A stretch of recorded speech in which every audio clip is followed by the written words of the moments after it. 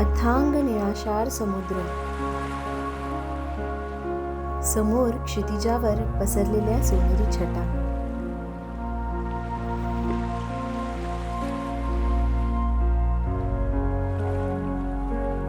समुद्राच्या लाटांची गाज आणि त्यांची किनाऱ्याला अलगद स्पर्श करण्याची लगबग.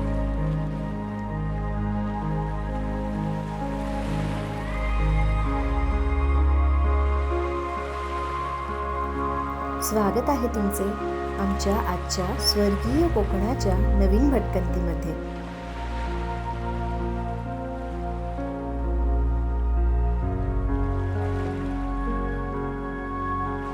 चला तर आमच्यासोबत कोकणाचे निसर्ग सौंदर्य अनुभवायला.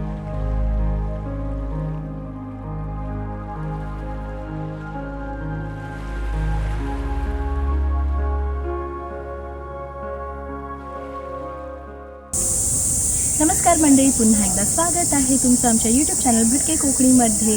कसे आहात सगळे? फिरताय ना? फिरायलाच पाहिजे.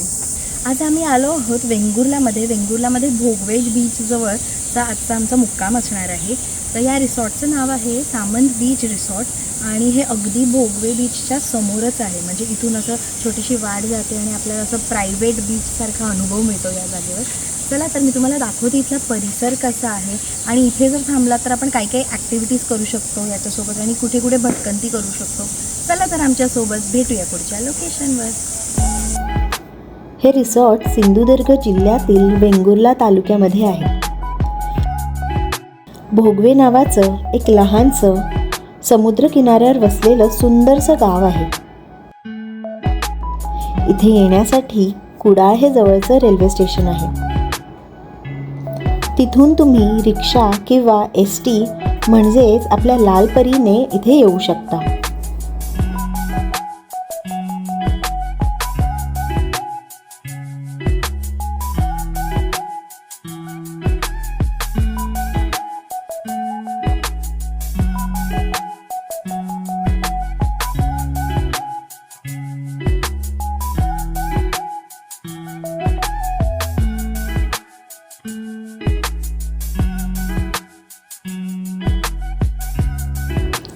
गाव जवळ येऊ लागलं तसं उंचावरून खाली निळाशार समुद्राचं दृश्य दिसू लागलं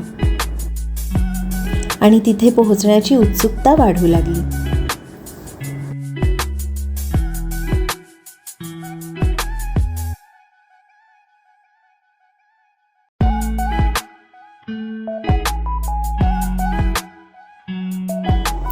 अखेर आम्ही आमच्या रिसॉर्टवर पोहोचलो. वाह, आता आम्ही इथे पोहोचलोय. नारळी पोफळीची बाग, त्यामधून जाणारी ही लाल मातीची वाट आणि हा पक्ष्यांचा किलबिलाट खूपच छान वाटतंय. खरं तर शांतपणे फक्त या पक्ष्यांचा आवाज ऐकावा असंच वाटतंय.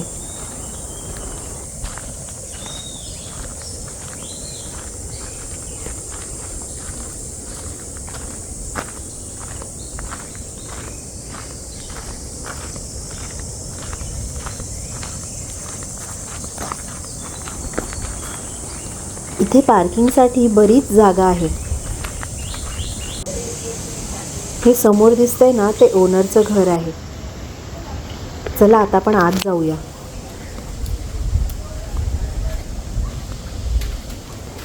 असं वाटते कधी एकदा चेक इन करून समुद्रावर जातोय.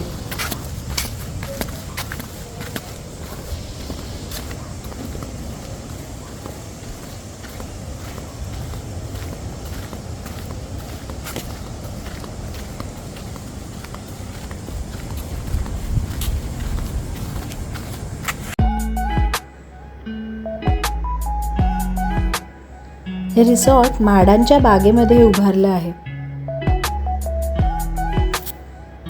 इथे कॉटेजेसचे बरेचसे पर्याय आहेत.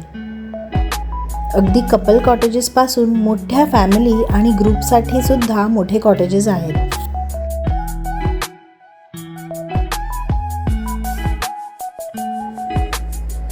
हे कॉटेजेस बाहेरून जितके सुंदर दिसतात, आतूनही तितकेच नेटनेटके आणि स्वच्छ आहेत.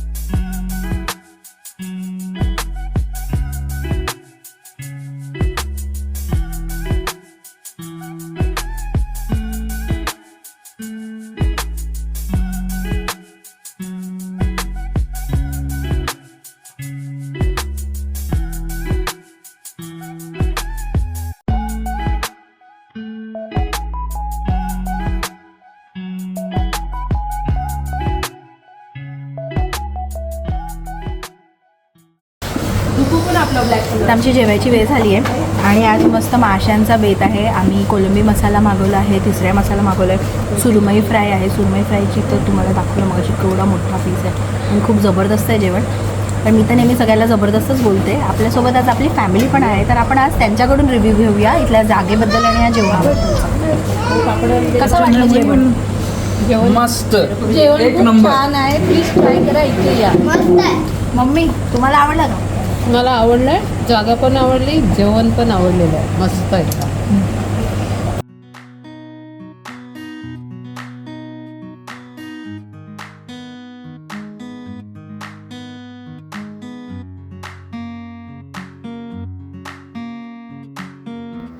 इथून जर तुम्हाला वॉटर स्पोर्ट्स ॲक्टिव्हिटीज करायच्या असतील तर त्यासाठीचे कॉन्टॅक्ट्स पण हे देतात.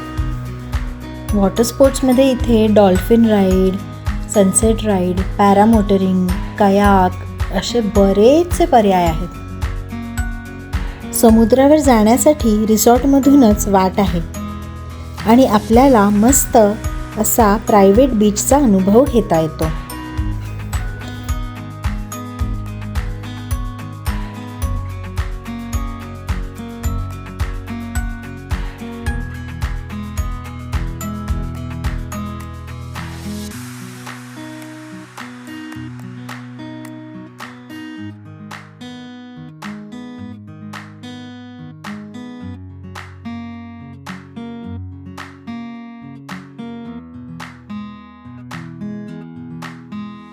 दुपारी ऊन फार होतं म्हणून रिसॉर्टवरच थोडा गप्पा गोष्टी करत छान वेळ घालवला.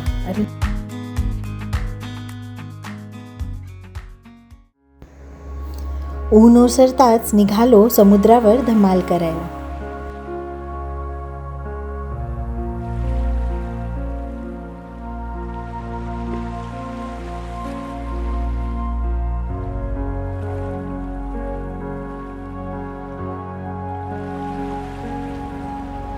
समुद्रावर गार वारा वाहत होता.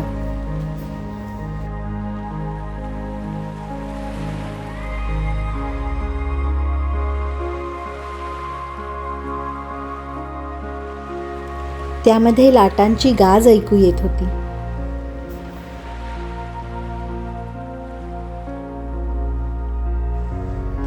त्या मौशार वाळूवरून चालताना मध्येच एखादी फेसाळ लाटेचे उडणारे तुषार मन प्रसन्न करत होते.